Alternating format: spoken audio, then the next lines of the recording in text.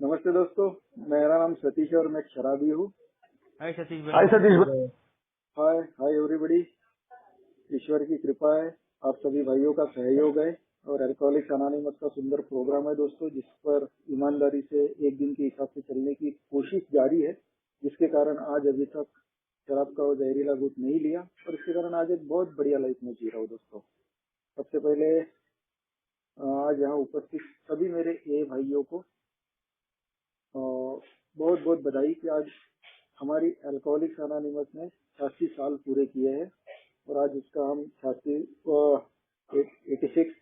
हम एनिवर्सरी यहाँ मनाने के लिए उपस्थित हुए हैं।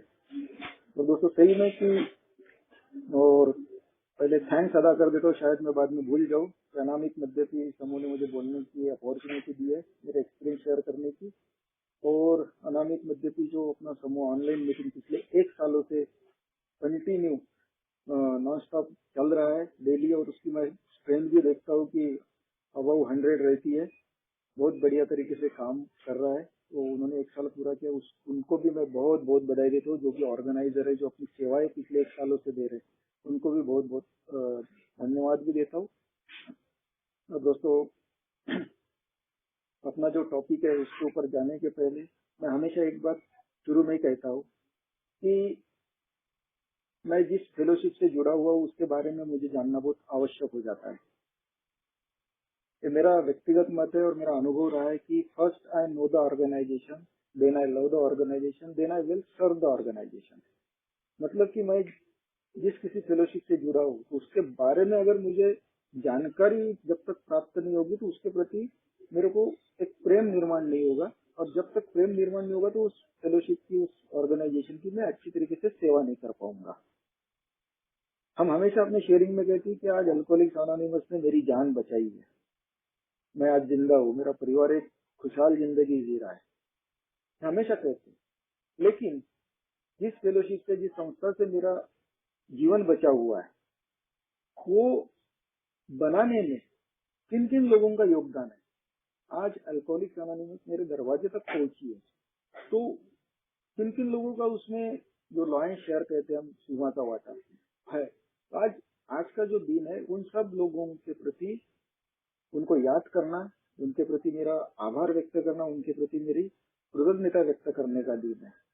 क्योंकि अगर वो लोग उस समय नहीं रहते तो शायद आज मैं नहीं रहता। इसलिए दोस्तों हमको जिस जगह से हमारी जान बची हुई है उसके बारे में हमें जानना बहुत जरूरी हो जाता है, और उसके लिए हमें इतिहास में जाना बहुत आवश्यक हो जाता है।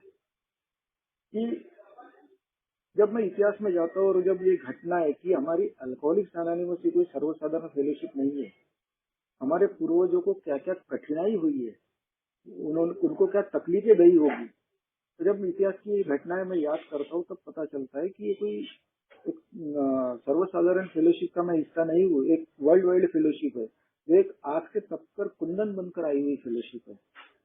और जब मुझे सब घटनाओं का पता चलता है तब मुझे मेरी अल्कोहलिक्स अनोनिमस मुझे मेरी अपनी लगती है। तो दोस्तों हम सभी जानते हैं कि अल्कोहलिक्स अनोनिमस की शुरुआत हमारे 2 शराबी भाइयों ने की। ब्रोकर बिल डब्ल्यू, जिनका पूरा नाम विलियम ग्रिफिथ विल्सन, और दूसरे एक्रोन ओहियो के सर्जन डॉक्टर बॉब, जिनका पूरा नाम डॉक्टर रॉबर्ट वाले।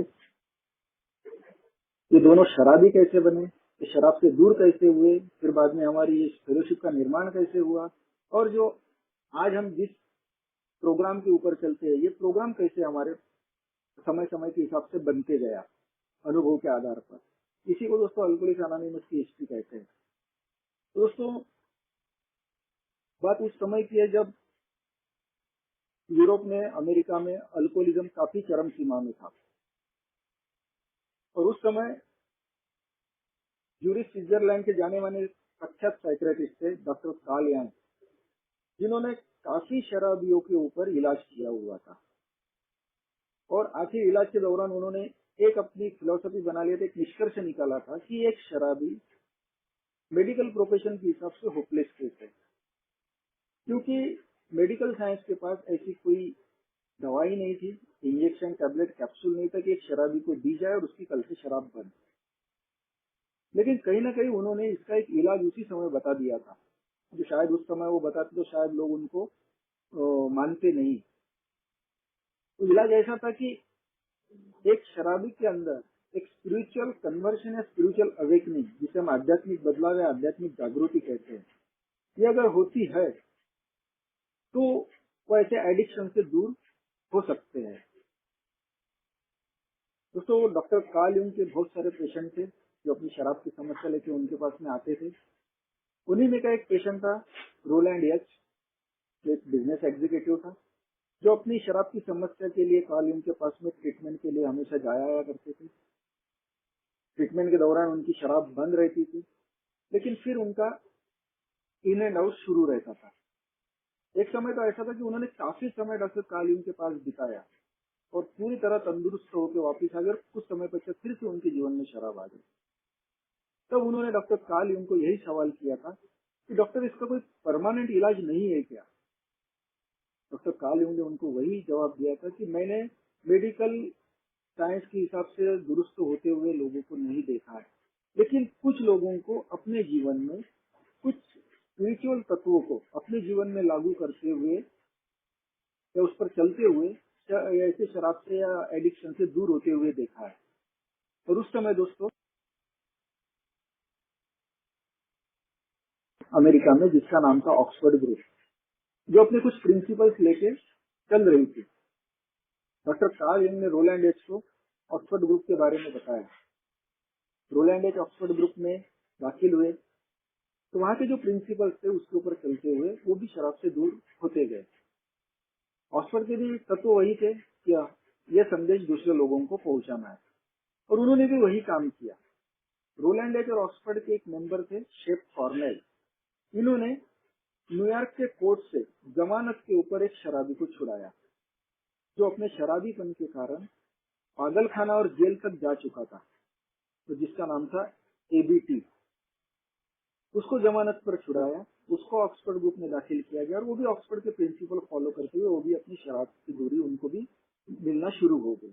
और यही एबीटी हमारे जो पहले को फाउंडर है बिल डब्ल्यू, उनके वर्मोंट के बचपन के दोस्त थे। साथ में बड़े हुए थे, इनका एजुकेशन साथ में हुआ था, साथ में जवान हुए थे, शराब का इन्होंने साथ में आनंद लिया था, और एक समय ऐसे आ गया था कि दोनों शराब की चंगुल में फंस चुके थे।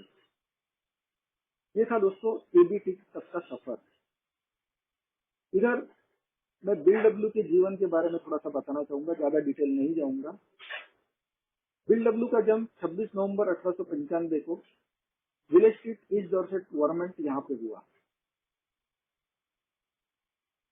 उनका पूरा नाम विलियम ग्रिफिथ विल्सन वो लिखते हैं, लेकिन उनके मम्मी का नाम एमिली, और उनके नाम के आगे उनके पिता का नाम नहीं है। हर बंदा अपने नाम के पीछे पिता का नाम लगाता है, लेकिन बिल डब्ल्यू के नाम के पीछे नहीं है। उसका कारण ये था, बिल डब्ल्यू और उनकी सिस्टर डोहार्टी, ये दोनों जब छोटे थे तभी उनके पिताजी उनको छोड़कर चले गए। तो उनका जो पालन पोषण जो है, परवरिश जो है, उनकी मम्मी के तरफ की मम्मी डैडी, नाना नानी, एला ग्रिफिथ और फेटी ग्रिफिथ, इन्होंने उनका परवरिश किया। बिल डब्ल्यू वर्मोंट के स्कूल में एजुकेशन कर रहा था। स्कूल के ऑर्केस्ट्रा के अच्छे वायोलिनिस्ट थे, फुटबॉल टीम के कैप्टन थे। बिल डब्ल्यू थोड़े थोड़े बड़े होते गए। उम्र के 17वें साल में बिल डब्ल्यू को पहला प्यार हो गया, बर्ता बैम्फोर्ड नाम की महिला से। काफी अच्छा घनिष्ठ संबंध थे, लेकिन उसको एक डिसीज हो गया, उसके अंदर उसका ऑपरेशन हो गया और वो एक्सपायर हो गई, उसका मृत्यु हो गया। तो बात बिल डब्ल्यू के मानसिकता के ऊपर काफी परिणाम करते गए। डिप्रेशन में रहना शुरू हो गया, एजुकेशन से उनका मन ये हो गया, अलग होना शुरू हो गया। बाद में उन्होंने वर्मोंट का नेशनल गार्ड ज्वाइन किया। तो नेशनल गार्ड के माध्यम से उनको कोस्ट आर्टिलरी मिलिट्री में नौकरी मिल गई। Second lieutenant, second world war के टाइम वो सेकंड लेफ्टिनेंट थे। और दोस्तों उसी समय वही मिलिट्री के सर्विस के दौरान वहाँ के जो बड़े अधिकारी थे, उन्होंने एक दिन वहाँ के वर्मोंट के लोकल लोगों को डिनर पार्टी का आयोजन किया था। और उस डिनर पार्टी में पहली बार बिल डब्ल्यू के हाथ में शराब आई, और वहां से बिल डब्ल्यू का जो शराब से जो परिचय हुआ वो वहां से सफर शुरू हो गया।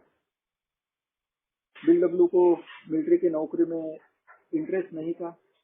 इसी दौरान उनकी पत्नी लुइस अपने पिता के साथ में, डॉक्टर बर्नम जिनका नाम था, वो हर साल गवर्नमेंट में समर कैंप ऑर्गेनाइज करते थे, अपने पिता के साथ में आती थी। वहाँ इन दोनों की पहचान हुई। 2 साल के बाद पहचान दोस्ती में, दोस्ती प्यार में तब्दील होगी। और दोस्तों 24 जनवरी 1918 को बिल डब्ल्यू और लुइस का प्रेम विवाह हो गया। बिल डब्ल्यू ने मिलिट्री की नौकरी छोड़ दिया और उन्होंने अपना जो पूरा ध्यान था वो शेयर मार्केट में लगाने की कोशिश की। अब शेयर मार्केट में ध्यान लगाने के पहले जो उस समय की नामी कंपनियां थी, उनका एक प्रकार से सर्वे करने का उन्होंने पहले मन बनाया।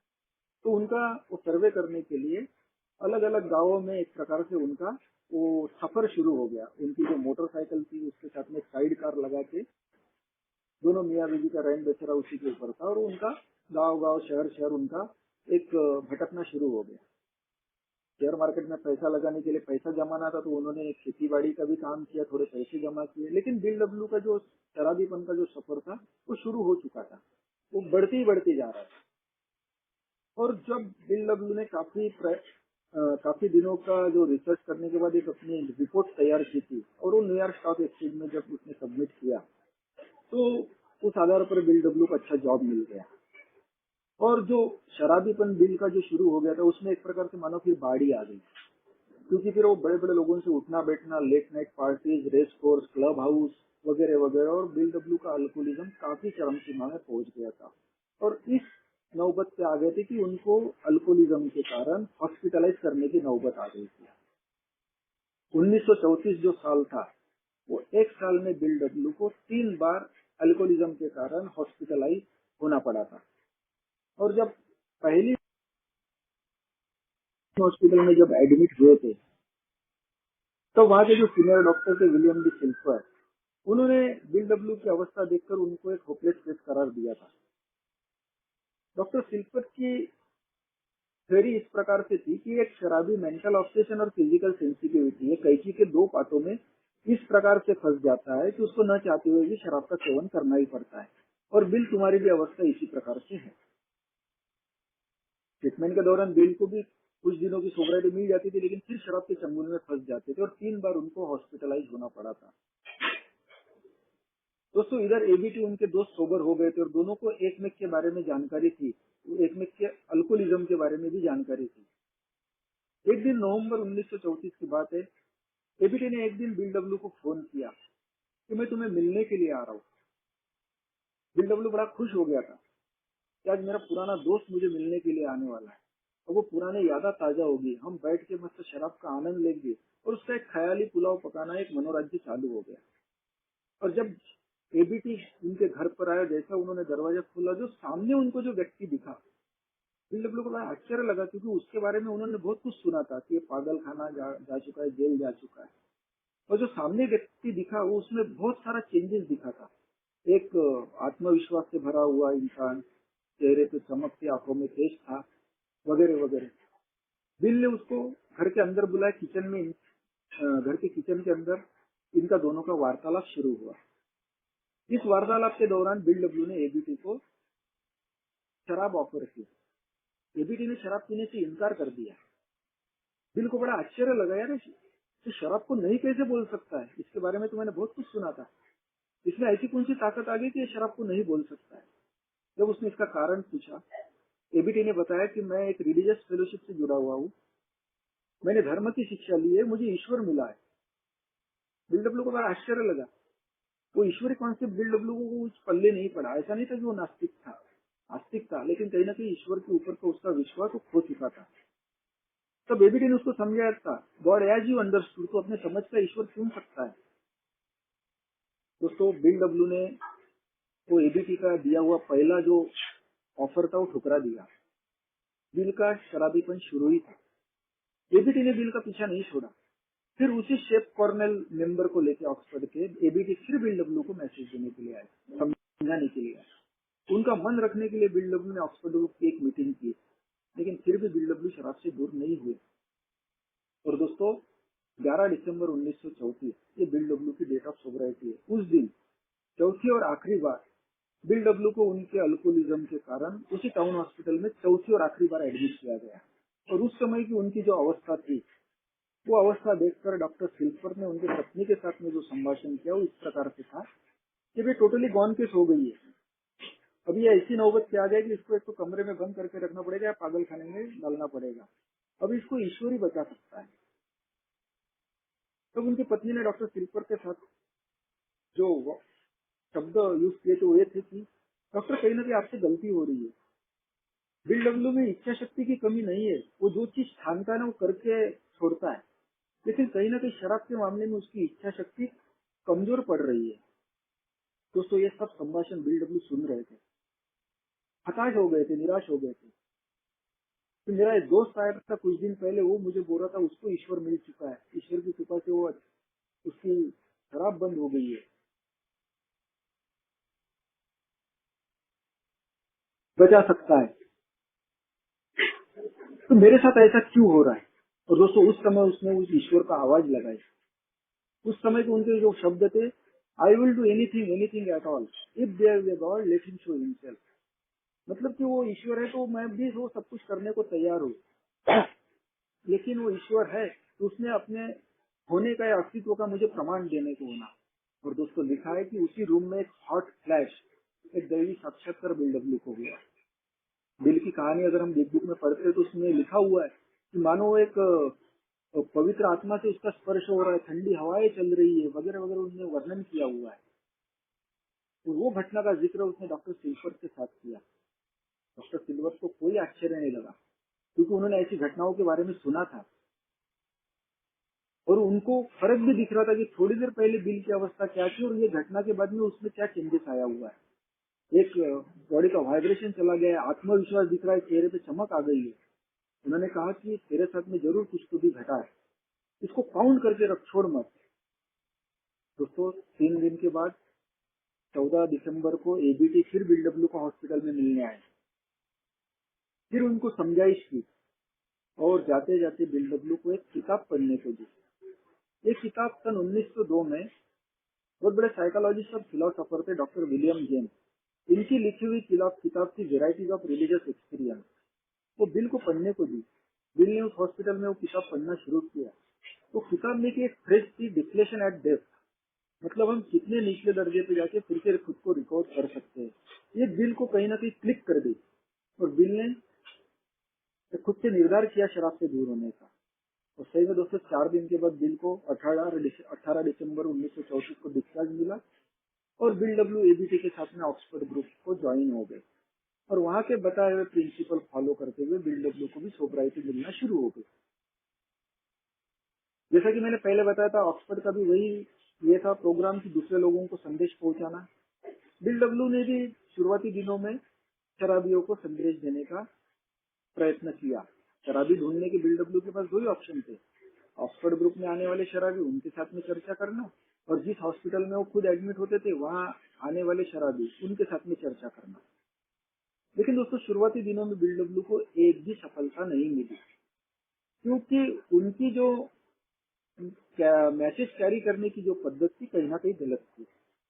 तब क्योंकि जिस किसी शराबी के साथ में वो चर्चा करते थे तो शराबी के साथ में वो उनके साथ में जो ईश्वरीय घटना घटी थी उसके बारे में वो चर्चा करते थे।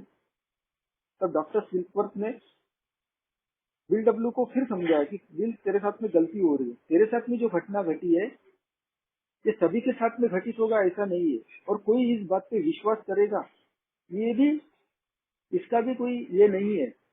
इसके एवज में अगर तुम्हारे शराब के प्रति जो आसक्ति थी, शराब के प्रति जो तुम लायालित रहते थे, जो तुम्हारा मेंटल ऑब्सेशन था, और उसके तहत जो तुम्हारा शराब पीना शुरू होता था और फिर वो कभी खत्म न होने वाली जो प्यास थी, उसके बारे में तुम चर्चा करोगे तो शायद तुम्हें और दूसरे शराबी को फायदा होगा।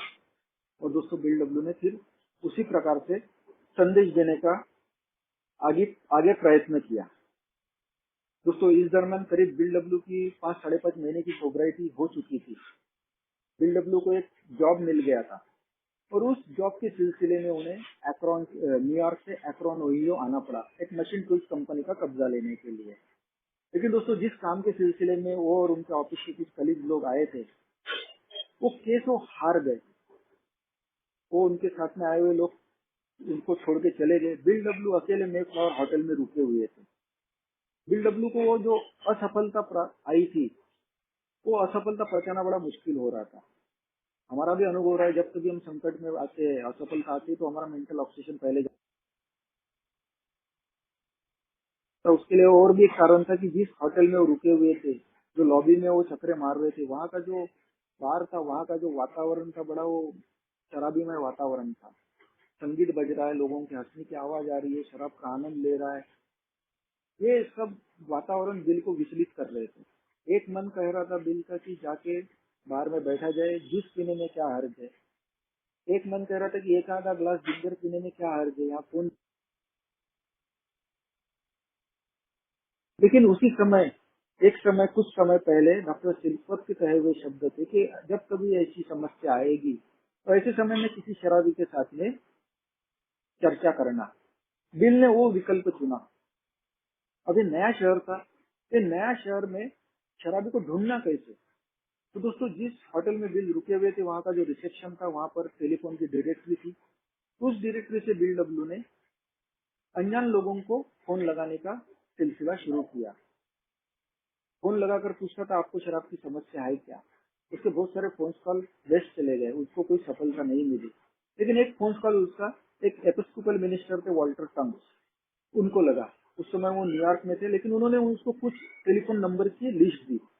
उसमें भी बिल डब्ल्यू ने बहुत सारे फोन लगाए, सफलता नहीं मिली। लेकिन एक phone good year rubber company के जो मालिक थे, उनका वो नंबर था। वो फोन वहां पर लगा और वो फोन उठाया। उनकी जो बहू थी, हेनरिटा बकलर सिबरलिंग, उसने वो फोन उठाया। हेनरिटा खुद ऑक्सफोर्ड ग्रुप की मेंबर थी और पिछले 2 सालों से एक शराबी के ऊपर काम कर रही थी। और दूसरा, दोस्तों, ये दूसरा शराबी कोई और नहीं, हमारे दूसरे को फाउंडर डॉक्टर बॉब थे, जिनका पिछले 17 सालों से अल्कोहलिज्म इतना बढ़ गया था और ऐसी परिस्थिति में वो आ गए थे कि उनको थोड़ी थोड़ी देर के बाद में शराब का सेवन करना पड़ता था। हेनरिका ने उसी दिन डॉक्टर बॉब और बिल की मुलाकात अपने घर में करने की कोशिश की, लेकिन उस दिन डॉक्टर बॉब काफी शराब पी के अपने घर में पड़े थे। उस दिन मुलाकात नहीं हो पाई। लेकिन दूसरे दिन उनकी पत्नी एनी स्मिथ ने डॉक्टर बॉब को बताया कि कल सिबरलिंग स्टेट से फोन आया था, कोई एक बंदा है जो आपसे मिलना चाहता है। डॉक्टर बॉब को भी बड़ा ये लगा कि कल फोन आया था, कल मैं जा नहीं पाया। और एक रिनाउंड पर्सनालिटी थी सिबरलिंग फैमिली, तो उनको भी अच्छा लगेगा। और पत्नी का मन रखने के लिए तो उसको भी थोड़ा अच्छा लगेगा। तो उन्होंने केवल 15 मिनट का समय दिया था कि अपन जाएंगे, लेकिन 15 मिनट से ज्यादा वहां नहीं रुकेंगे। ये कमिटमेंट के आधार पर डॉक्टर बॉब बिल डब्ल्यू से मिलने के लिए सिबरलिंग स्टेट आए। डॉक्टर बॉब ने केवल 15 मिनट का दोस्तों समय दिया था। हेनरिका ने दोनों को प्राइवेसी मिलेगी, इसके लिए उसने अपने घर की लाइब्रेरी ओपन कर दी थी और वहां पर ये दोनों का वार्तालाप शुरू हुआ। उस समय बिल डब्ल्यू की एज थी 39 और डॉक्टर बॉब की एज थी 55। एक 39 एज का शराबी 55 साल के डॉक्टर सर्जन को अल्कोहलिज्म के बारे में समझा रहा था। दोस्तों, एक मिराकल है। अपने अपने शराबीपन के अनुभव साझा किए हैं। ये 15 मिनट का समय दोस्तों 6 घंटों में तब्दील हो गया। डॉक्टर बॉब की कहानी अगर हम बिग बुक में पढ़ते तो उसमें उन्होंने लिखा हुआ है, मैंने बहुत सारे प्रयत्न किए थे, धर्म का लिया था, ऑक्सफोर्ड से वो जुड़े हुए थे काफी सालों से, हर वो प्रयत्न कर चुके थे, लेकिन उनको शराब से दूरी में सफलता नहीं मिल रही थी। लेकिन जब ये बंदा अपनी कहानी बता रहा था, मानो ये मेरी कहानी बयां कर रहा था, ऐसा उनको आभास हुआ और वो चुपचाप उसका पूरा वार्तालाप सुन रहे थे दोस्तों। और दोस्तों, उस दिन से डॉक्टर बॉब को सोब्राइटी मिल गई। उनकी पत्नी एनी स्मिथ के आग्रह के खातिर बिल डब्ल्यू ने मेफ्लावर होटल छोड़ दिया और डॉक्टर बॉब के घर पर ही वो रहने के लिए आ गए। करीब 3 महीना उनके घर में वो रुके थे, क्योंकि उनके कंपनी की तरफ से भी था कि आप वहीं पर रहकर वो जो कंपनी का जो कब्जा लेना था जिस काम के लिए, वो तुम अपनी लड़ाई जारी रखो। लेकिन दोस्तों, डॉक्टर बॉब को तो सोबराइटी मिल गई थी। वो सोबराइटी वो ज्यादा दिन तक टिकाए नहीं रख पाए।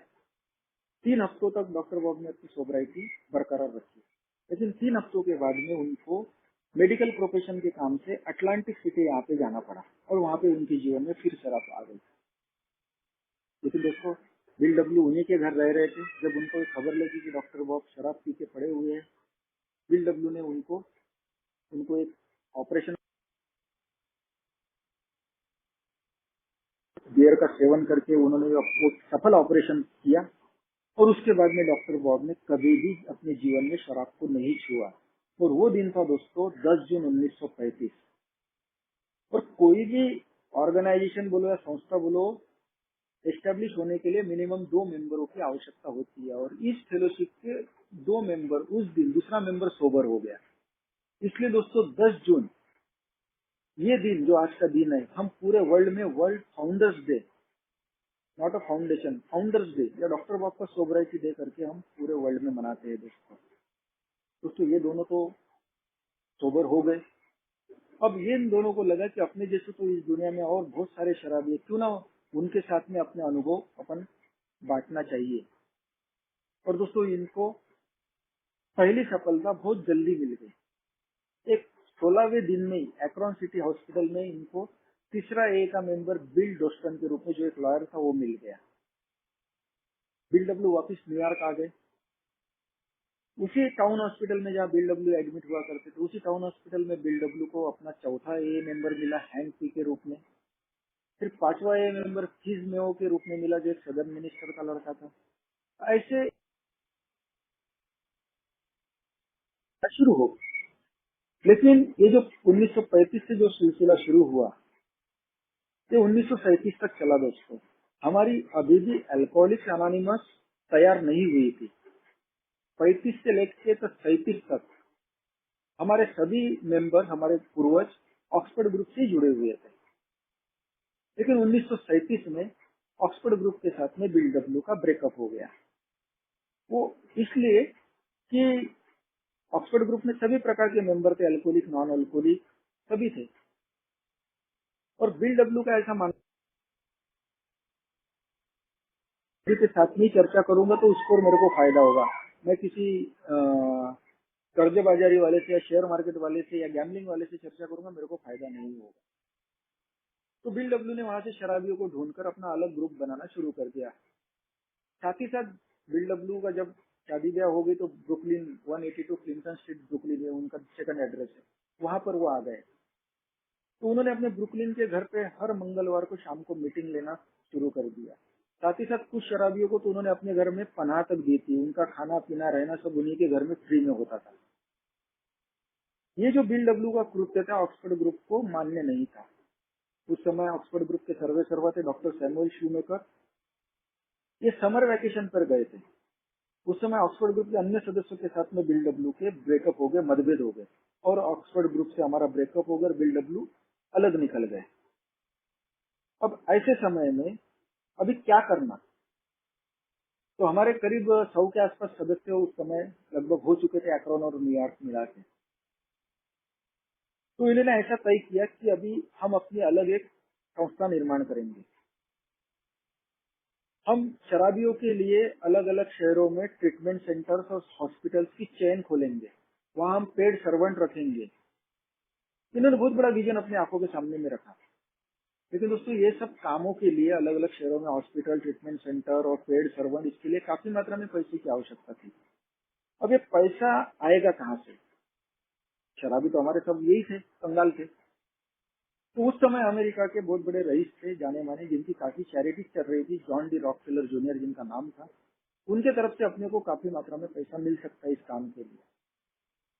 ये तय हो गया दोस्तों। लेकिन अब रॉकफेलर से मिलना भी कोई आसान बात नहीं थी इतने बड़े रईस के साथ। इसके लिए बिल डब्ल्यू को उसकी जो सिस्टर थी डॉयटी, उनके पति थे डॉक्टर लियोनार्ड स्ट्रॉन्ग, उनकी मदद लेनी पड़ी। क्योंकि डॉक्टर लियोनार्ड स्ट्रॉन्ग के जो मित्र थे एलिरा चैपमन और रिचर्डसन, ये रॉकफेलर के यहाँ पर एज असिस्टेंट करके उनके सहयोगी थे। उनके मदद से दिसंबर 1937 में रॉकफेलर के साथ में मीटिंग तय हो गई।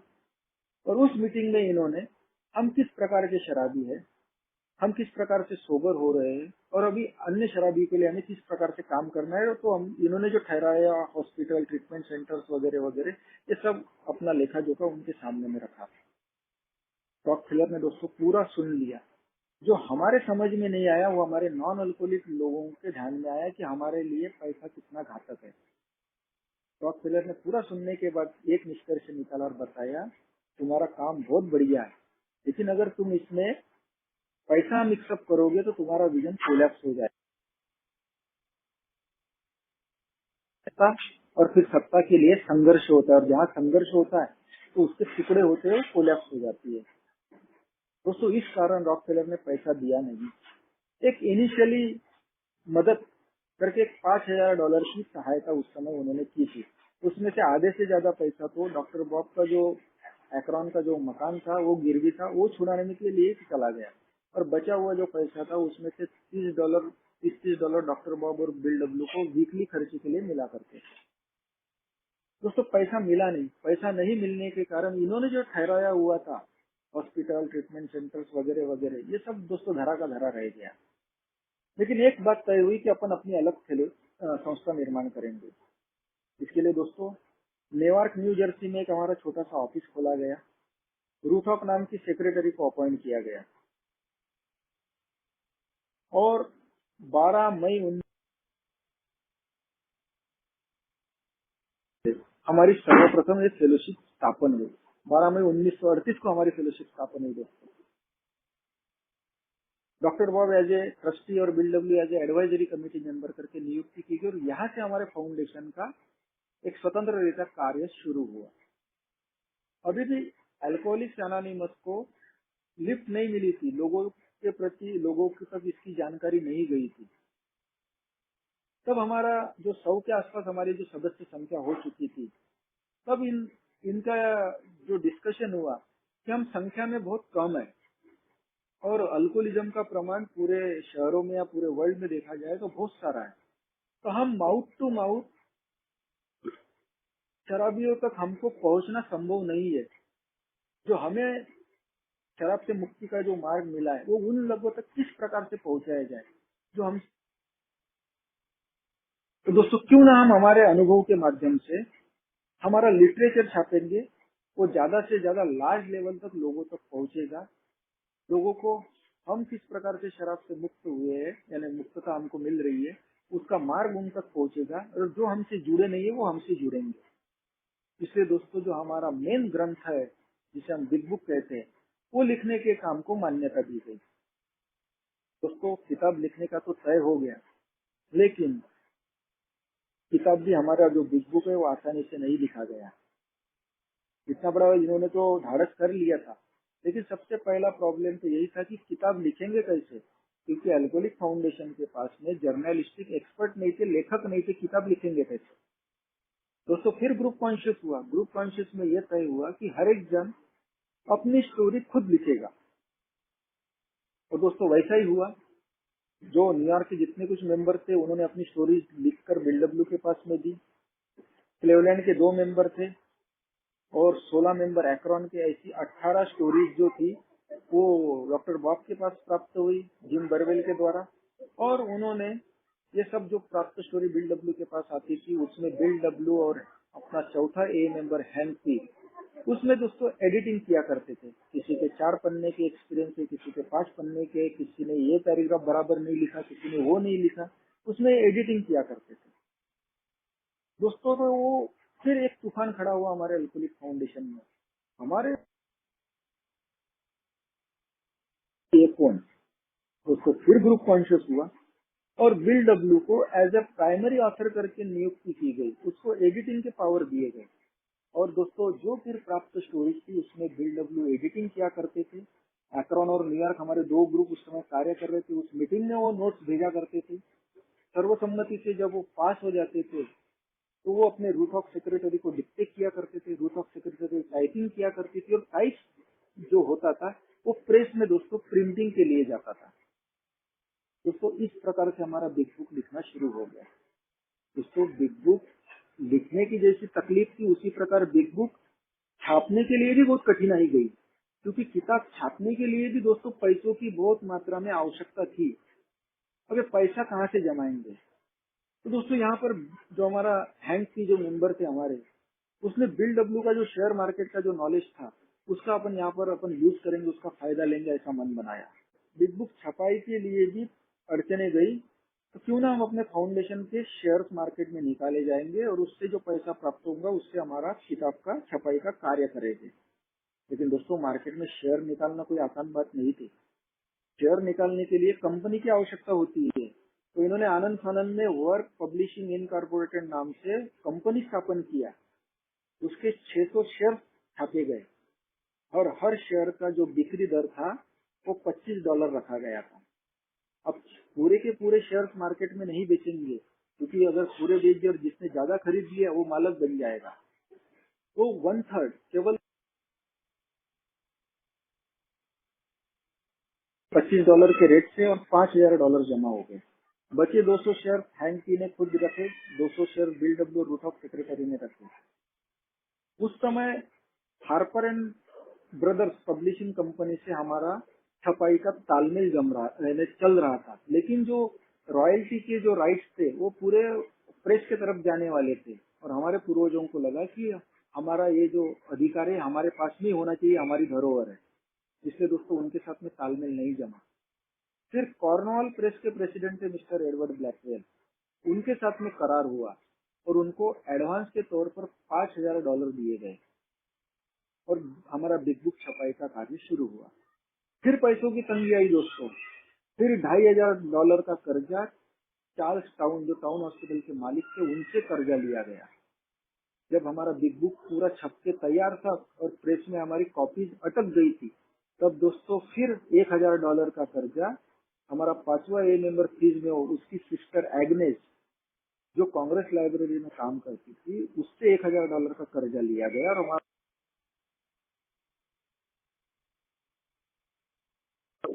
दोस्तों हमारा बिग बुक पूरा एकदम से नहीं लिखा गया। पहला जो एडिशन है बिग बुक के पहले 2 ही चैप्टर लिखे गए और वो पब्लिश हुए। पहला chapter Bill W story, second chapter there is a solution, और ये छप के सर्कुलेट हुए। जब बिग बुक का तीसरा और चौथा चैप्टर प्रेस में छपने के लिए गया था, तो चौथा चैप्टर है वो हैंक की ने लिखा हुआ है और बिग बुक का 10वां चैप्टर भी हैंक की ने लिखा हुआ है, टू एम्प्लॉयर्स। जब वो प्रेस में गया था उसी समय एक रात में केवल आधे घंटे में बिल डब्ल्यू ने 12 कदम लिख डाले। जब उसने उसको नंबरिंग किया तो वो 12 नंबर हो गए और जब वो अक्रॉन न्यूयॉर्क के ग्रुप में जब भेजे गए उसको सर्वसम्मति से मान्यता मिली, तब दोस्तों उसके ऊपर भी काफी डिस्कशन हुआ है हमारे कदम कैसे बने। और जब उसको मान्यता मिली तो वो 12 कदमों का पूरा जो सारांश है बिग बुक का 5वां चैप्टर हाउ इट्स वर्क उसमें पूरा सारांश लिया गया है दोस्तों। इस प्रकार से हमारा बिग बुक छपते गया। बिग बुक हो गया था और अभी आखिरी स्टेज थी उसको कोई किताब को नाम क्या देने का। जैसा कि मैंने बताया कि करीब 100 के आसपास हमारे उस समय सदस्य संख्या थी। हर एक सदस्य ने अपने अपने नाम सुझाए। उसने कहा way out, alcoholics anonymous, drunken squad. अब इतनी सारी संख्या में नाम आने के कारण इस किताब को नाम क्या देने का, तो दोस्तों फिर वहां पर ग्रुप कॉन्शियस हुआ और ये तय हुआ कि अपन वोटिंग करेंगे, मतदान, जिसको ज्यादा वोट मिलेंगे वो नाम अपनी किताब को देके अपन उसको पब्लिश करेंगे। और दोस्तों सही में वोटिंग होने के बाद में सबसे ज्यादा जो वोट मिले थे वो थे वे आउट नाम को, और उससे एक वोट कम अल्कोहलिक्स अनोनिमस ये नाम को वोट मिले और बाकी उससे कम बाकी नामों को। तो वे आउट नाम को सबसे ज्यादा वोट मिलने के कारण हमारा जो ग्रंथ है बिग बुक उसको वे आउट नाम देना लगभग फाइनल हो गया। लेकिन किसी एक सदस्य ने एक शंका उत्पन्न की कि यार एक बार अपन तहकीकात कर लेते कि इस नाम से ऑलरेडी मार्केट में कोई किताबें छपी है क्या। दोस्तों इसके लिए फीस में वो जो हमारा 5वां ये सदस्य था उसको न्यूयॉर्क कांग्रेस लाइब्रेरी में भेजा गया क्योंकि उसकी सिस्टर वहाँ पर एज असिस्टेंट काम करती थी। और उसने जब तहकीकात करके जब जो इन्फॉर्मेशन लाई वो ये थी कि वे आउट नाम से ऑलरेडी 12-13 किताबें अलग अलग ऑथर की पब्लिश हो चुकी है और अल्कोहलिक्स अनोनिमस ये नाम से एक भी किताब किसी की नहीं छपी है। दोस्तों हमारे पूर्वजों को लगा हमारा एक पहला लिटरेचर है ये एक यूनिक होना चाहिए, अलग होना चाहिए, किसी की कॉपी नहीं होना चाहिए। इसलिए दोस्तों वे आउट नाम जो था वो ड्रॉप हो गया और सेकंड नंबर का जो अल्कोहलिक्स अनोनिमस नाम था ये नाम हमारे बिग बुक को देकर अल्कोहलिक्स अनोनिमस के नाम देकर 10 अप्रैल 1939 को पब्लिश हो गया। अरे अल्कोहलिक्स पहला जो लॉट था 4,730 कॉपीज का लॉट निकला था प्रेस से। अभी अल्कोहलिक्स अनोनिमस नाम किसने सुझाया ये अभी इसका कहीं पे भी उल्लेख नहीं है, लेकिन जो मान्यता ऐसी है कि जब ऑक्सफोर्ड ग्रुप से हमारे सदस्य बाहर निकल गए थे, इनके पास में कोई नाम नहीं था ऑफिस नहीं था, जगह नहीं थी मीटिंग के लिए, ये जहाँ कहीं कॉफी शॉप में, मैदान में, किसी के ऑफिस में मिला करते थे, तब इनको समाज की तरफ से एक संबोधन मिला हुआ था, अ नेमलेस बंच ऑफ अल्कोहलिक, बेनामी शराबियों का झुंड। शायद इस नाम से इंस्पायर होकर अल्कोहलिक्स अनोनिमस ये नाम किसी मेंबर ने सुझाया होगा, ऐसी मान्यता है। एग्जैक्ट किसी ने सुझाया ये उल्लेख नहीं है। दोस्तों हमारा बिग बुक तो पब्लिश हो गया। हमारे पहले बिग बुक के एडिशन में जिम बर्वेल के विशेष साइकिल टाइटल से अर्नी जी, उसके एक्सपीरियंस, 8 मंथ स्लीप, फ्लोरेंस नीडर के होम ब्रू मिस्टर, फ्लोरेंस पहली लेडी जो थी,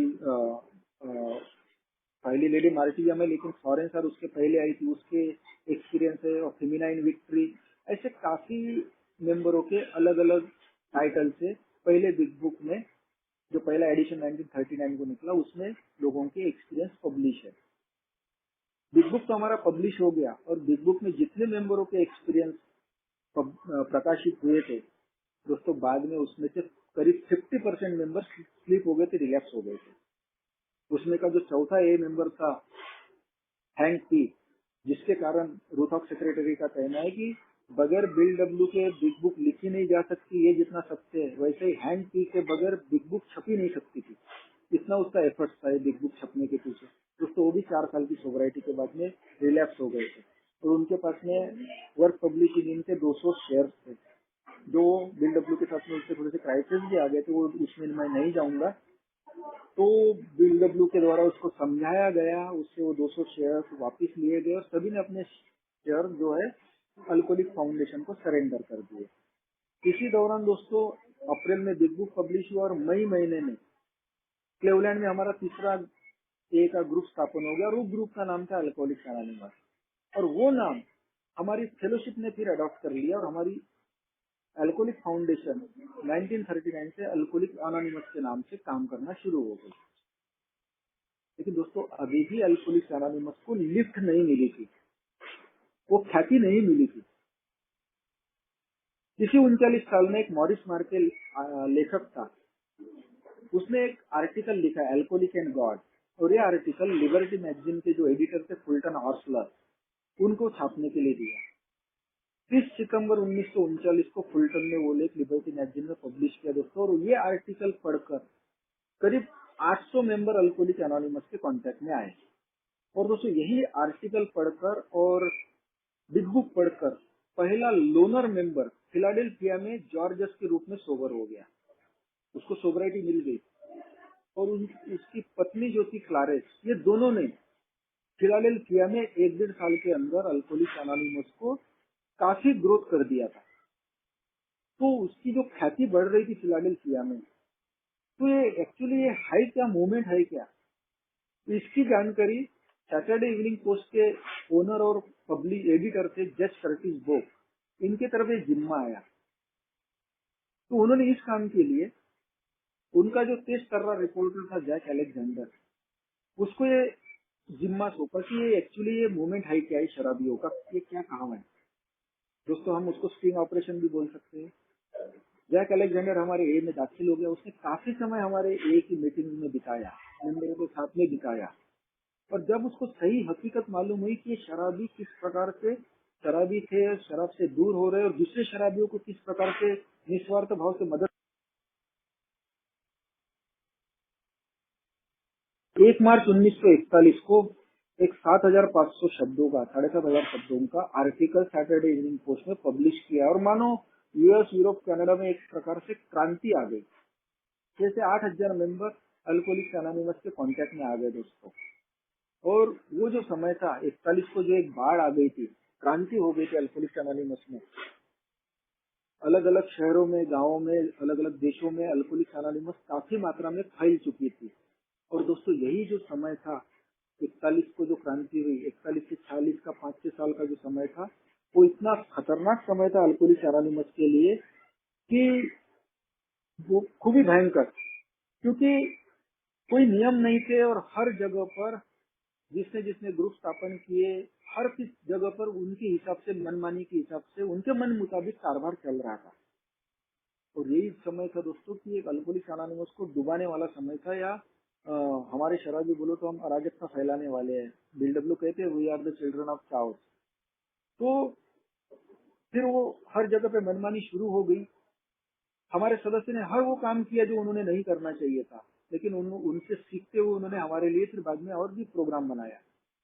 उनकी पनिशमेंट भी उनको मिली। तो दोस्तों, हजारों की संख्या में फिर न्यूयॉर्क हेडक्वार्टर में कंप्लेंट आना शुरू हो गई। सदस्यों के नाराजगी के सुर निकलना चालू हो गए और हमारे जो कंप्लेंट आती थी हमारे ओल्ड टाइमर के पास में, उनको मार्गदर्शन करना बड़ा कठिन जा रहा था।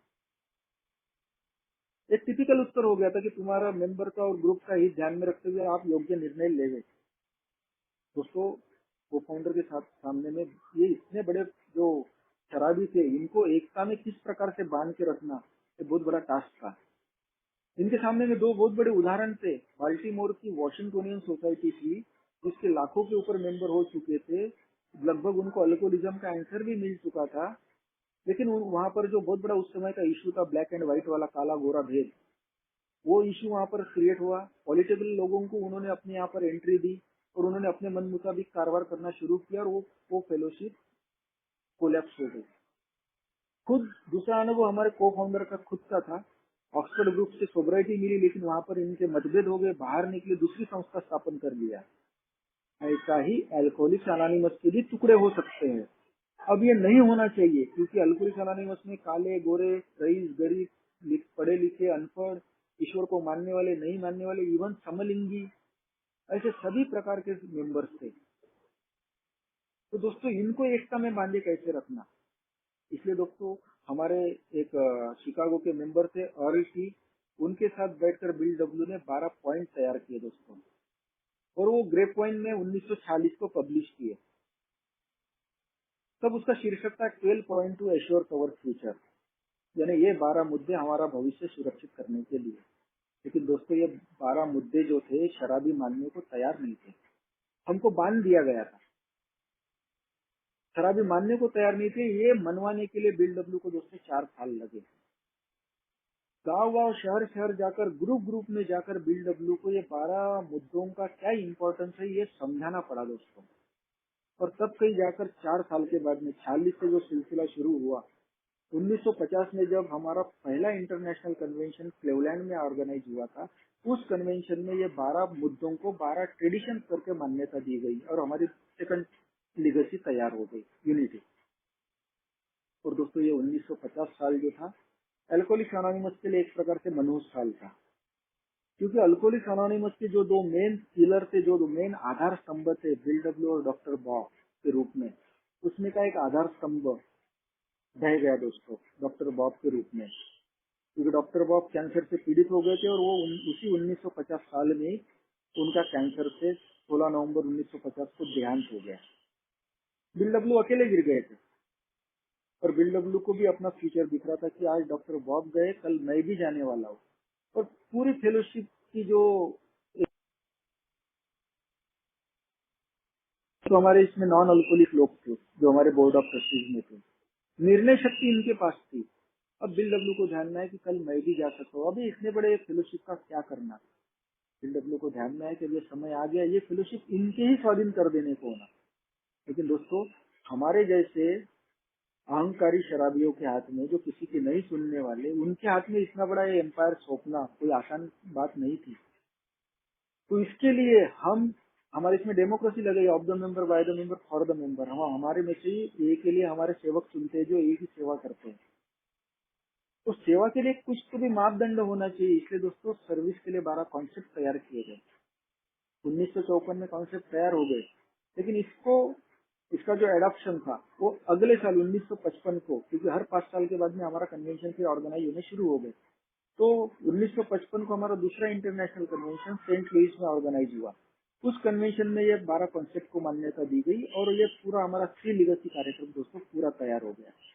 और इसी कन्वेंशन में हमारा जो सर्कल एंड ट्रायंगल जो है लोगो, वो भी अडॉप्ट किया गया। बाद में वो 1996-98 में वो विड्रॉ कर दिया गया। अभी हमारा अथोराइज लोगो नहीं है। इसी कन्वेंशन में बिग बुक का सेकंड एडिशन भी निकला। बिग बुक का थर्ड एडिशन 1976, फोर्थ एडिशन सन 2001 में निकला। और दोस्तों, फिर हर 5 साल के बाद में इंटरनेशनल कन्वेंशन ऑर्गेनाइज होते गए। 55 के बाद में 1960 में लॉन्ग बीच में हुआ। उसके 5 साल बाद 1965 में टोरंटो कनाडा में कन्वेंशन हुआ। ये टोरंटो कनाडा का जो कन्वेंशन था 65 का, उसकी जो थीम थी दोस्तों, बिल डब्ल्यू ने, हमारे शुरुआत के ट्रस्टी थे अलियट, उनके द्वारा लिखी गई थी और उस थीम थी आई एम रिस्पॉन्सिबल। ये दोस्तों एक स्लोगन पहली बार 1965 से यूज होना शुरू हुआ है। ये सिर्फ स्लोगन नहीं, इसका डिक्लेरेशन है। When anyone anywhere reaches out for help, I want the hand of you always to be there and for that I am responsible. ये स्लोगन के ऊपर बिल डब्ल्यू ने करीब 10,000 मेंबरों कन्वेंशन को थे। बिल डब्ल्यू ने जो स्पीच दी थी कि वर्ल्ड में अल्कोहलिज्म का कितना प्रमाण है और हमारी सोब्रिटी का प्रमाण कितना है, तो हमने 10 तक का भी अचीव नहीं किया है, सोब्रिटी नहीं पाई है, और भविष्य में 10 तक का भी हम अचीव कर पाएंगे, हमारे मूवमेंट को शायद पॉसिबल नहीं होगा। इसलिए हर एक सदस्य की क्या जवाबदारी है कि जहाँ जहाँ एक को मदद के लिए पुकारा जाएगा तो वहाँ मदद के लिए मेरा हाथ पहुंचने को होना। एक प्रकार से बिल डब्ल्यू ने मेरे से वचन लिया हुआ है दोस्तों, मेरी रिस्पॉन्सिबिलिटी। ये स्लोगन पहली बार यूज हुआ। उसके 5 साल बाद 1970 को मियामी बीच फ्लोरिडा में कन्वेंशन ऑर्गेनाइज हुआ। वो कन्वेंशन की थीम थी यूनिटी। ये यूनिटी स्लोगन भी पहली बार यूज हुआ है 1970 से। और इसका भी जो ये स्लोगन दोस्तों ये नहीं है, उसका डिक्लेरेशन है पूरा। This we always to ace future to place our common welfare first to keep our fellowship united. For on a unity depend upon our lives and lives of those to come. ये declaration के ऊपर दोस्तों उस night में हमारे general manager थे WHO New York के Bob यच, उन्होंने बहुत मस्त वाक्य बोला था कि ये यूनिटी डिक्लेरेशन हमारे फेलोशिप को एक प्रकार से सीमेंट का काम करेगा, मजबूती प्रदान करेगा, ताकि हम एक नेक्स्ट से बंधे रहेंगे मजबूती से। और इसके ऊपर हमारा भविष्य निर्भर है, हमारी एकता के ऊपर। और हमारा ही नहीं तो हमारे बाद जो आने वाले शराबी है उनका भी भविष्य हमारी एकता के ऊपर निर्भर है दोस्तों। ये 1970 का कन्वेंशन बिल डब्ल्यू का आखिरी कन्वेंशन था दोस्तों, क्योंकि उसके अगले ही साल 1971 को आखिरी दिनों में बिल डब्ल्यू को इम्फेसिमा नाम का डिसीज हुआ था, जो सांस लेने में तकलीफ वो बीमारी में होती है। आखिरी के कुछ सालों तक तो बिल डब्ल्यू ऑक्सीजन का सिलेंडर लेके अपने साथ में घूमते थे, जहाँ कहीं जाते थे। वो इम्फेसिमा का कन्वर्शन नेक्स्ट स्टेज है न्यूमोनिया। और 24 जनवरी 1971 को बिल डब्ल्यू का फ्लोरिडा बीच मियामी में देहांत हो गया। बिल डब्ल्यू के आखिरी वर्ड थे ए के लिए, God bless you alcoholics anonymous for ever. Doctor Bob के आखिरी वर्ड थे ए के लिए, ए कीपिंग सिंपल। बिल डब्ल्यू का देहांत मियामी बीच में हुआ, लेकिन उनका जो दफन विधि है वो दोस्तों उनका जो पैतृक गांव जहाँ उनका जन्म हुआ था, village street east Dorset Varman, वहां पर उनका दफन विधि हुआ है। आज भी उनकी वहां पर ग्रेव है। ये था दोस्तों वर्ल्ड वाइड इतिहास। लेकिन इन बिटवीन कुछ घटनाएं घटी है, वो घटनाएं मैं बता देता हूँ। जैसे कि हमारी प्रेयर है, ये प्रेयर अल्कोहलिक्स एनोनिमस में कैसी आई। तो दोस्तों ये भी हमारी एक ही नहीं है, हमने ये बाहर से अडॉप्ट की हुई है। एक यूनियन थियोलॉजिकल सेमिनरी इंस्टीट्यूट के प्रोफेसर और डीन थे डॉक्टर रेनहॉल्ड नेबर। उनके कोई करीबी ये थे परिचित, उनका देहांत हो गया तो उन्होंने उनकी श्रद्धांजलि के तौर पर न्यूयॉर्क हेराल्ड ट्रिब्यून ये न्यूज़पेपर में वो पब्लिश की थी 1941 में। उस समय केवल हमारे 12 कदम लिखे हुए थे 41 में। वो 12 कदमों का अर्थ और ये प्रेयर का हमारी जो रूथ ऑफ सेक्रेटरी थी पहली, उसको बड़ा सामने दिखा। उसने उसकी कटिंग काटी और हमारे जो ओल्ड टाइमर थे उनके सामने में वो रखी। सभी को अच्छी लगी, तो उन्होंने तुरंत हमारा एक मेंबर था वॉशिंगटन डीसी का हेनरी यस, जो बाय प्रोफेशन प्रिंटिंग का काम करता था, उसको फोन करके इसके विजिटिंग कार्ड के तौर पर प्रेयर को छापने के लिए बताया। और उसने 500 विजिटिंग कार्ड हमारे हेडक्वार्टर को भेजे थे। तो फेलोशिप में वो विजिटिंग कार्ड सर्कुलेट किए गए और सभी ने दोस्तों ये प्रेयर को सराहा। और ये प्रेयर जो है हमारे फेलोशिप में एडॉप्ट की। ये था दोस्तों प्रेयर का इतिहास। उसी प्रकार हमारा प्रियम्बल जो अभी हम मीटिंग के पहले में पढ़ते हैं, ये क्यों बनाया गया और कैसे बना और इसमें क्या क्या दुरुस्ती हुई। जैसा कि मैंने बताया था 1941 से 46 का जो समय था अल्कोहलिक्स एनोनिमस में अराजकता फैलाने वाला समय था। हमारे ओल्ड टाइमर्स ने हर वो काम किया जो नहीं करना चाहिए था। कोई आकाशवाणी पे, कोई दूरदर्शन पर जाकर इंटरव्यू दे रहे, न्यूज़पेपर पर आ रहे, कोई यूनिवर्सिटीज में कॉलेजेस में जाके लेक्चर्स दे रहे। यहाँ तक कि दारू की कंपनियां हमारे कांटेक्ट में आई थी कि दारू अगर कंट्रोल में पी जाए तो बुरा नहीं है, और ये वही बता सकता है जिन्होंने दारू का सेवन किया हुआ है।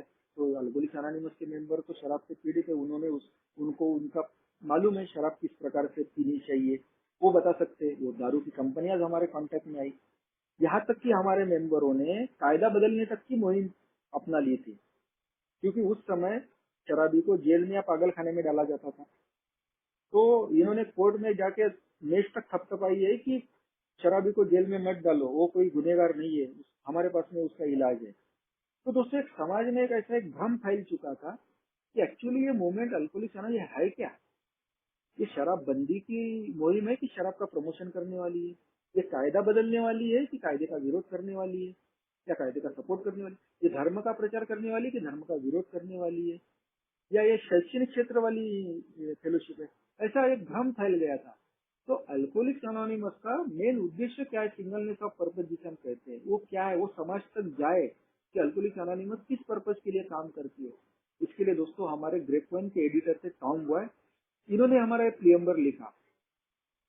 ऐसा नहीं था कि यही प्रियम्बर, उस समय प्रत्येक ग्रुप ने अपने अपने अलग अपने अपने सुविधा के हिसाब से अलग अलग प्रियम्बर बनाए थे। उसमें विल्मिंगटन का और टेक्सास का प्रियम्बर उस समय बहुत चर्चा में था, वो काफी उसको ख्याति मिली थी।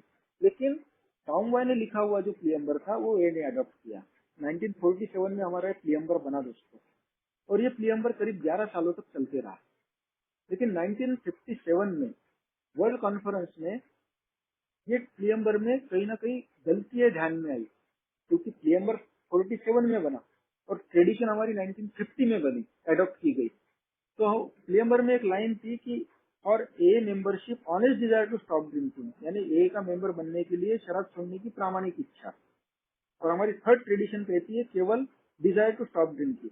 तो कहीं ना कहीं इसमें मतभेद था, यानी विसंगति थी, इसलिए दोस्तों वो ऑनेस्ट शब्द ड्रॉप किया गया और रिवाइज प्रियम्बर जो है सितंबर 1958 के ग्रेप वाइन में पब्लिश हुआ, जो आज तक चलते आ रहा था। लेकिन दोस्तों अभी जो हमारी अभी कुछ दिन पहले जो हमारी वर्ल्ड कॉन्फ्रेंस हुई है, उस वर्ल्ड कॉन्फ्रेंस में फिर से हमारे प्रियम्बर में चेंजेस हो रहा है। जैसा कि स्त्री और पुरुष बोला गया है, मेन एंड वुमेन, अभी वो मेन एंड वुमेन की जगह वी पीपल ये वर्ड आ रहा है। अभी हमारा प्रियम्बर फिर बदलने वाला है। यह है दोस्तों प्रियम्बर की हिस्ट्री। हमारे स्लोगन है दोस्तों, easy does it, live and let live, first thing first. और जो 86 साल अल्कोहलिक्स अनोनिमस के हुए, जो बहुत बड़ा महामंत्र लेके अल्कोहलिक्स अनोनिमस चल रही है, वो महामंत्र one day at A time.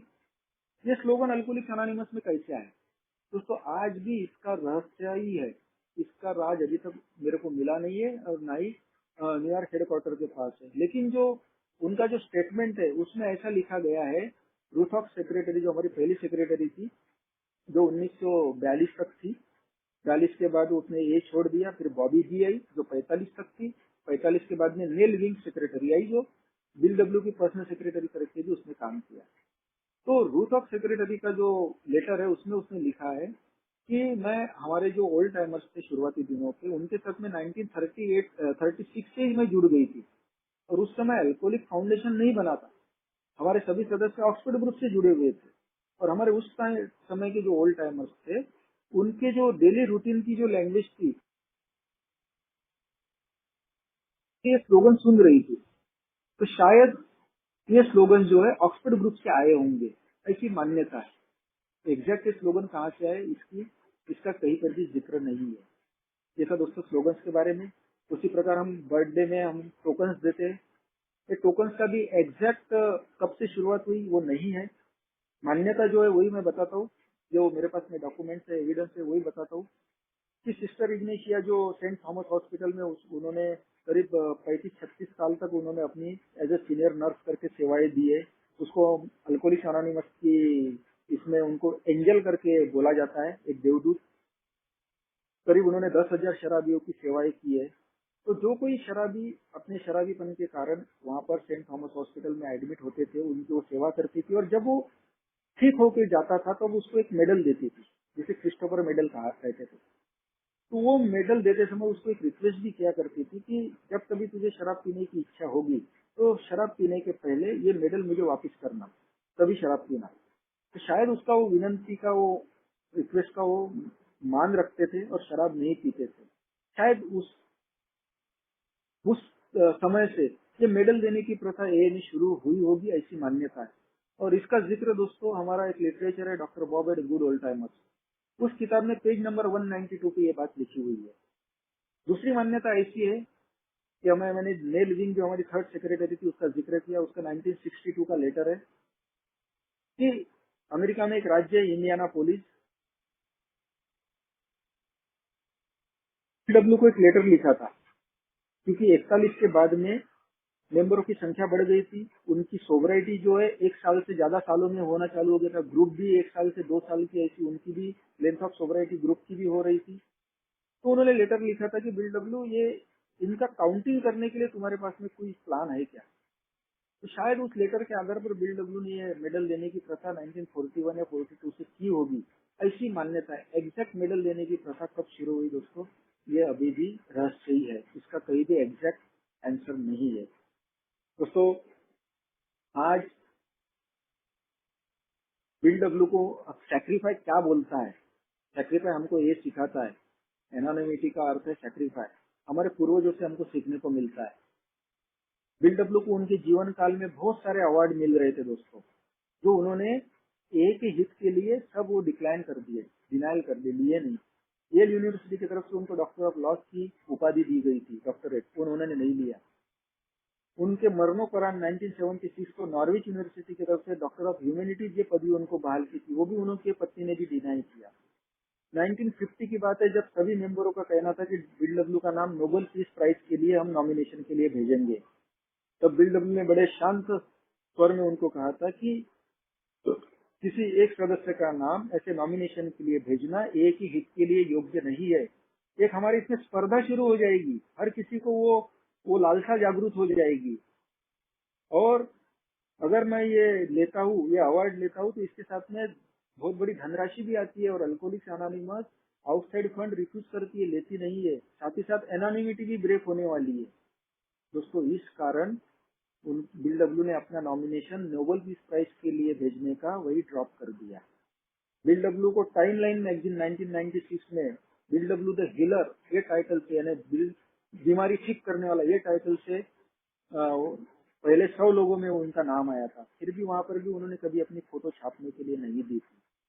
दूसरा सैक्रिफाई अगर मैं बताना चाहूँ तो डॉक्टर बॉब से भी हम सीख सकते हैं कि जब डॉक्टर बॉब का अंतिम समय था, उनकी पत्नी, उनके 1 साल पहले उनका देहांत हो गया था एनी स्मिथ का, तब हमारे मेंबर्स बिल डब्ल्यू के साथ में डॉक्टर बॉब को मिलने के लिए गए थे और सभी की ऐसी इच्छा की मंशा थी कि भैया आपके देहांत के उपरांत एनी स्मिथ के बाजू में आपकी भी हम समाधि बनाएंगे और उस पर आपका नाम लिखेंगे और अल्कोहलिक्स एनोनिमस के को फाउंडर करके एक तख्ती लगाएंगे।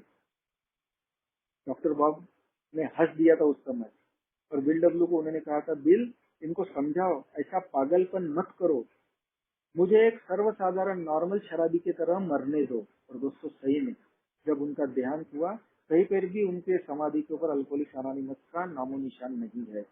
ये सैक्रिफाई हमको सिखाता है। जब उनका देहांत हुआ, बिल डब्ल्यू ने डॉक्टर बॉब को एक उपाधि दी थी, प्रिंस ऑफ 12 स्टेपर, यानी 12वें कदम का बादशाह। क्योंकि डॉक्टर बॉब की जो 15-16 साल की जो सोबराइटी थी, 35 से लेकर 50 तक, उन्होंने इतने सोबराइटी के समय में करीब 5000 से ज्यादा लोगों को उन्होंने मैसेज कैरी किया हुआ था। दोस्तों आज डॉक्टर बॉब और बिल डब्ल्यू का जो रेसिडेंस है, बिल डब्ल्यू का तो ब्रुकलिन का घर 1941 में लीलाव हो गया था। 2 साल उन्होंने दूसरों के घर में निकाले जब इधर बिग बुक का काम चल रहा था, फिर भी दोस्तों उन्होंने अल्कोहलिक्स एनोनिमस का दामन नहीं छोड़ा। आज दोनों के बिल डब्ल्यू और डॉक्टर, फिर बिल डब्ल्यू को जो उनका जो अभी लास्ट घर है, जो आज राष्ट्रीय धरोहर है, बेडफोर्ड हिल्स स्टेपिंग स्टोन कैथोना, 8 एकड़ में वो फैला हुआ है। ये दोनों घर जो है यूएस इंटीरियर सेक्रेटरी केन सालाजर के द्वारा 17 अक्टूबर 2012 को हिस्टोरिकल लैंडमार्क करके घोषित की गए हैं। दोस्तों आज मेरा समय होते आ रहा है, शशिधर भाई, मैं बस 2 मिनट लूंगा अभी कि आज दोस्तों ये सब बातें इतिहास में जानने के बाद मेरे को खुद को तय करना है कि हमारे पूर्वजों ने हमारे लिए क्या क्या किया है। अगर बिग बुक की बात ली जाए तो बिल डब्ल्यू की केवल सोवराइटी 3 साल की, डॉक्टर वॉक की 2.5 साल की, और उसके बाकी नीचे सब मेंबरों की। उन्होंने इतना बड़ा एक ऐसा महाभयंकर काम किया कि एक ऐसा ग्रंथ लिख डाला उन्होंने कि आज वो किताब के कारण लाखों लोगों की जान बची और भविष्य में बचने वाली है, वो बिग बुक के द्वारा इतना बड़ा महान कार्य किया है। आज मेरी मजाल मैं नहीं कर सकता वो काम। ऐसे ये बिरले लोग थे, ये उन्होंने वो हर काम किया हमारे लिए, उनकी उनको पनिशमेंट भी मिली। लेकिन अब हमसे वो गलतियां नहीं हो, इसके लिए उन्होंने हमको एक पूरा रेडीमेड तैयार कार्यक्रम दिया हुआ है। हमारी अल्कोहलिक्स अनोनिमस आज से तब कर आई हुई है। आज किन किन लोगों को आज ग्रेटिट्यूड देने का दिन है, कृतज्ञता का, तो आज Hank Amos, Susan Cheever, Richardson, sister Ignatia, Jack Alexander और कितने सारे नाम हैं। अनोनिमस को बढ़ाने के लिए, जिंदा रखने के लिए कितना त्याग किया है, परिश्रम किए हुए, और आज अल्कोहलिक्स अनोनिमस मेरे दरवाजे तक पहुंची है। तो आज अल्कोहलिक्स अनोनिमस के प्रति मेरी क्या दायित्व है, मेरी क्या जवाबदारी है? क्या मैं वो जवाबदारी, मैं डॉक्टर बाबू और बिल डब्ल्यू के जैसा मैं काम नहीं कर सकता, लेकिन क्या मैं उनके पद चिन्हों पे चलते हुए, क्या मैं अपना, जो मैं बोलता हूँ कि अल्कोहलिक्स अनोनिमस का मेरे ऊपर बहुत बड़ा कर्जा है, मैं उसका ऋण जो जिंदगी भर नहीं फेड सकता हूँ, मैं ऋण तो नहीं फेड सकता हूँ, लेकिन उसकी जो बैच की किस्त है उसका भी अगर मैं कण मात्रा अल्कोहलिक्स अनोनिमस को दूं तो वो मेरा सही ग्रेटिट्यूड अल्कोहलिक्स अनोनिमस के प्रति होगा, वो मेरी जवाबदारी होगी। लेकिन अब मेरा हो गया, मेरे को क्या करना है? लेकिन दोस्तों, मैं भाग्यशाली हूँ, मेरे को अल्कोहलिक्स अनोनिमस का मैसेज मिला, लेकिन आज मेरी क्या रिस्पॉन्सिबिलिटी है अल्कोहलिक्स अनोनिमस के प्रति? आज वो मेरा सही ग्रेटिट्यूड होगा, तन से, मन से और धन से। मैं धन की बात हमेशा करता हूँ। कार्यक्रम वॉलेंटरी है, कोई जोर जबरदस्ती नहीं। अल्कोहलिक्स अनोनिमस मेरे को कोई पैसे की डिमांड नहीं करती है। मेरी मानसिकता को और मेरा दिमाग देखते हुए मेरे को 1 रुपए के हिसाब से भी मैं अगर दूं ना तो भी मेरा बहुत बड़ा ग्रेटिट्यूड होता है। आज भारत में 40,000 मेंबर सोबर है, मैं 40,000 नहीं पकड़ता, 30,000 मेंबर ही पकड़ता हूँ। और हर एक बंदे ने 1 रुपया रोज के हिसाब से भी अगर अपनी जवाबदारी निभाई तो एक बंदे के 365 होते हैं, तो 30,000 मेंबर के 1,09,10,00,000 रुपए होते हैं। क्या इतना पैसा जीएसओ इंडिया में जाता है? नहीं दोस्तों, मैं भी एज ए डेलीगेट करके मैंने जीएसओ इंडिया में काम किया हुआ है, मुझे सौभाग्य प्राप्त हुआ है। लेकिन वहाँ प्लानिंग करते हैं ना, तो ये इसके अभाव के कारण धरे के धरे रह जाते हैं। 2 साल पहले जीएसओ इंडिया के हमारे जो अरुण एम जो पनवेल के है, खारगर के, उनका मेल था कि हमारा जीएसओ का ही केवल महीने का खर्चा 3,02,000 है, और जीएसओ की महीने की आवक जो है, कंट्रीब्यूशन है 2,51,000 है। यानी 51,000 रुपये हम डेफिसिट में मंथली है, तो साल के कितने हो गए? और 2.5 लाख अगर महीने के आ रहे तो 12 महीने के कितने आ रहे? 25 लाख, 30 लाख, जबकि आना चाहिए 1,10,00,000। तो दोस्तों, मेरे को ये समझना चाहिए कि मेरे जीवन में अल्कोहलिक्स अनोनिमस का क्या इम्पोर्टेंस है। आज मैं अल्कोहलिक्स अनोनिमस के प्रति मेरी क्या जवाबदारी है, तन से, मन से और धन से। कोई मुझे बहुत बड़ा धन नहीं मांगती अल्कोहलिक्स अनोनिमस, लेकिन मेरे भाई जो है आज भी अल्कोहलिज्म में फंसे हुए हैं, उनका परिवार अल्कोहलिज्म की यातनाएं भोग रहा है। उन तक अल्कोहलिक्स अनोनिमस का संदेश पहुंचाने के लिए मेरा ग्रुप, मेरा इंटर ग्रुप, मेरा एरिया कमेटी, डिस्ट्रिक्ट कमेटी, एमआरएसएस और मेरा जीएसओ, इनको भी मेरे को मदद करनी पड़ेगी। ये मेरा सही ग्रेटिट्यूड और मेरी रिस्पॉन्सिबिलिटी है दोस्तों। दोस्तों, आज बड़ा लॉ एंड शेयर है कि वो नाम लेते जाऊंगा तो बहुत बड़ा समय बीत जाएगा। लेकिन जिन्होंने डायरेक्टली और इनडायरेक्टली अल्कोहलिक्स अनोनिमस को मदद की है, आज उन सभी उन महान आत्माओं को याद करने का दिन है। मैं उन सबको, आप सभी की तरफ से, पूरी फेलोशिप की तरफ से नमन करता हूँ। उनकी आत्माओं को ईश्वर वैकुंठ में स्थान दे, ऐसी ईश्वर से प्रार्थना करता हूँ दोस्तों। और आप सभी भाइयों को आज के इस 66वें वर्धापन के उपलक्ष्य में फिर से एक बार बहुत बहुत बधाई देता हूँ। और आप लोगों ने मुझे बोलने का मौका दिया, मुझे शांति से आप लोगों ने सुना, आप सभी का बहुत बहुत फिर से आभार व्यक्त करता हूँ और अभी अपने शब्दों को मैं विराम देता हूँ। थैंक यू वेरी मच दोस्तों।